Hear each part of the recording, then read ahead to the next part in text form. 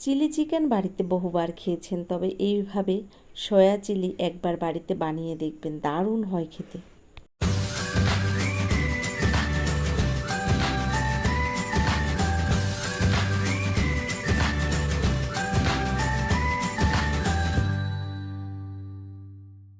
আজকের রেসিপিটি তৈরি করার জন্য প্রথমেই 100 গ্রাম সয়াবিনের প্যাকেট আমি এখানে ছিঁড়ে একটা বাটির মধ্যে নিয়ে নিয়েছি সয়াবিনগুলোকে। প্রথমে দেখুন আমি একটা গরম জলের পাত্রের মধ্যে একটু লবণ দিয়ে দিলাম, তার মধ্যে সয়াবিনগুলো ঢেলে আমি সয়াবিনগুলোকে বেশ ভালো করে সিদ্ধ করে নেব। অনেকে আবার গরম জলের মধ্যে সয়াবিনটাকে ভালো করে ভিজিয়ে চটকে ধুয়ে নেয়, তো আমি সব সময় সয়াবিনগুলোকে একটু সিদ্ধ করে তবেই রান্নাটা করি। দেখুন এখানে আমি সয়াবিনগুলোকে সিদ্ধ করে নিয়েছি। এবার নামিয়ে ঠান্ডা করে ভালো করে জলের মধ্যে 3 থেকে 4 বার ধুয়ে নেব। তো দেখুন এখানে আমি ঠান্ডা জলে 3 থেকে 4 বার চটকে চটকে সয়াবিনগুলোকে ধুয়ে নিয়েছি। আর জলটাকে ঝরিয়ে নিয়ে একটা বাটির মধ্যে দেখুন প্রথমে দিয়ে দিলাম একটা ডিম ভেঙে, তার মধ্যে দিয়ে দিলাম স্বাদ মতো একটু লবণ আর একটু দিয়ে দিলাম লাল লঙ্কার গুঁড়ো, তার সঙ্গে অল্প পরিমাণে জিরে ধনের গুঁড়ো দিয়ে দিলাম। এবার দিয়ে দিচ্ছি এর মধ্যে পেঁয়াজ, রসুন, আদা, কাঁচা লঙ্কা আমি একটু চপার করে নিয়েছি। এটা কিন্তু একদম আমি ভালো করে বেটে নেইনি, এখানে একটু চপার মতো করে নিয়েছি।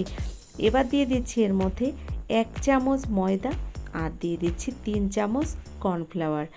ময়দা কর্নফ্লাওয়ারটা দেওয়ার পরে দিয়ে দিলাম একদম অল্প পরিমাণে একটু গরম মশলার গুঁড়ো। ভালো করে এবার হাত দিয়ে আমি মেখে নেব। তো সয়াবিনগুলোকে এভাবে আমি কিন্তু হাত দিয়ে ভালো করে মেখে নিচ্ছি। সয়াবিনটাকে ভালো করে মেখে আমি কিছুক্ষণ এইভাবে রেখে দেব। 5 থেকে 10 মিনিট আমি ঢাকনা বন্ধ করে এভাবে সয়াবিনগুলোকে রেখে দিচ্ছি। চলে যাচ্ছি এবার আমি এর পরের পর্বে। দেখুন এখানে আমি নিয়েছি একটা পেঁয়াজ, একটা ক্যাপসিকাম নিয়েছি, 6 থেকে 7 কোয়া রসুন আর নিয়েছি হাফ ইঞ্চি পরিমাণে আদা, 3টে কাঁচা লঙ্কা, সব আমি দেখুন এখানে কেটে নিয়েছি। এবার দেখুন একটা বাটির মধ্যে আমি 2 চামচ কর্নফ্লাওয়ার একটু জল দিয়ে গুলে রেডি করে নিচ্ছি। আমি রান্নার সব উপকরণগুলো এক এক করে এখানে গুছিয়ে নিলাম। দেখুন কর্নফ্লাওয়ারটাকেও জলের মধ্যে আমি গুলে নিয়েছি। এবার আমি রান্নাটা শুরু করব। গ্যাসের উপরে দেখুন একটা প্যান গরম বসিয়ে দিয়েছি, এর মধ্যে 1 চামচ দিয়ে দিলাম সাদা তেল। আমি শুকনো খোলায় একটু হালকা করে তিলগুলোকে ভেজে নেব। তো দেখুন তিলগুলোকে আমি গ্যাসের ফ্লেম একদম লো ফ্লেমে রেখে হালকা করে একটু ভেজে নিয়েছি। আপনারা দেখে বুঝতে পাচ্ছেন একটু হালকা লাল হলেই আমি তিলগুলোকে নামিয়ে নেব। তো তিলটা এখানে ভাজা হয়ে গেছে, নামিয়ে নিলাম। এবার গ্যাসের ওপরে আবার একটা কড়াই গরম বসিয়ে দিয়েছি, তার মধ্যে পরিমাণ মতো দিয়ে দিলাম সাদা তেল। তেলটাকে বেশ ভালো করে আমি গরম করে নিয়েছি। তেলটা সুন্দর গরম হয়ে গেছে, গ্যাসের ফ্লেমটাকে লো টু মিডিয়াম হিটে রেখেছি। এবার আর যে ম্যারিনেশন করা সয়াবিনটা আমি রেখেছিলাম সেটা এক এক করে চামচ দিয়ে ওই তেলের মধ্যে দেখুন দিয়ে দিচ্ছি। এভাবে আমি পকোড়াগুলো বানিয়ে নিচ্ছি। তো বন্ধুরা আপনারা কিন্তু এটা এরকম করে পকোড়া বানিয়েও খেতে পারেন, খেতে কিন্তু দারুণ হয়। আমি চিলি সয়াটা বাড়িতে বানানোর পরে প্রত্যেকে এত ভালো খেয়েছিল। এই রান্নাটা আপনি যদি কাউকে বাড়িতে বানিয়ে খাওয়ান সে কিন্তু আর চিকেনের নাম করবে না, আপনার কাছে কিন্তু এই সয়া চিলিরই বায়না করবে। কথা বলতে বলতে দেখুন আমি সয়াবিনের পকোড়াগুলো ভেজে নিয়েছি আর এগুলো ভাজা হয়ে গেছে। আপনারা কিন্তু এভাবে পকোড়া বানিয়েও খেতে পারেন, ভীষণ ভালো হয় খেতে। দেখুন আমি এই পকোড়াগুলোকে এবার নামিয়ে বাকি পকোড়াগুলোকে ওই তেলের মধ্যেই ভেজে নেব। তো এটা বানানো কিন্তু খুবই অল্প টাইমের মধ্যে হয়, একটু ঝামেলা বেশি মনে হলেও খুব একটা টাইমের দরকার হয় না। দেখুন আমি পকোড়াগুলোকে নামিয়ে নিয়েছি, বাকি পকোড়াগুলোকেও আমি ওই তেলের মধ্যে একইভাবে ভেজে নিচ্ছি।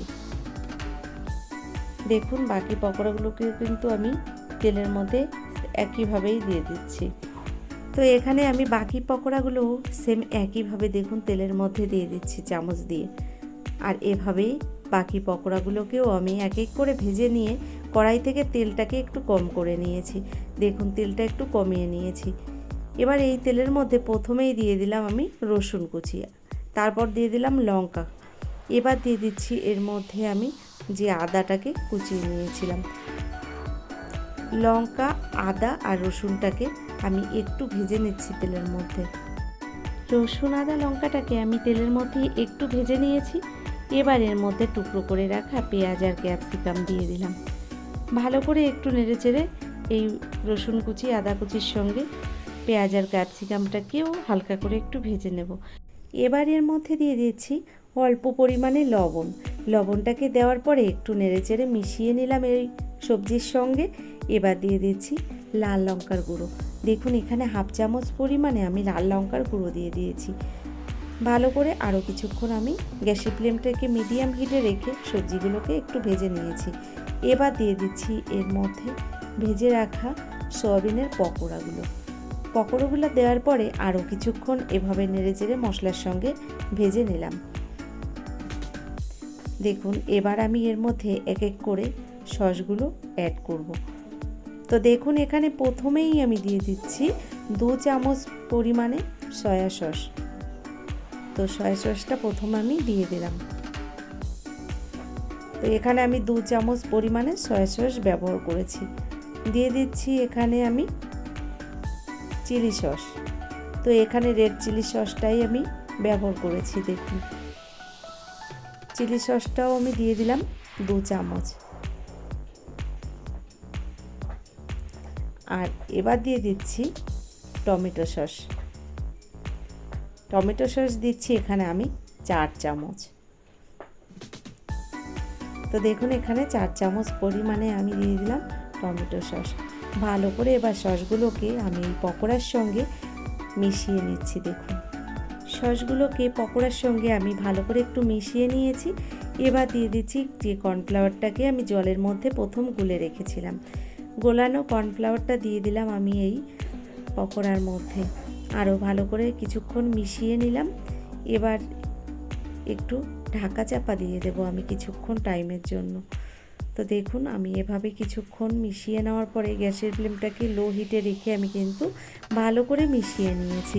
এবার ঢাকনা বন্ধ করে আমি 2 মিনিটের জন্য ঢেকে দেবো। দেখুন ঢাকনাটা বন্ধ করে দিয়েছিলাম 2 মিনিটের জন্য।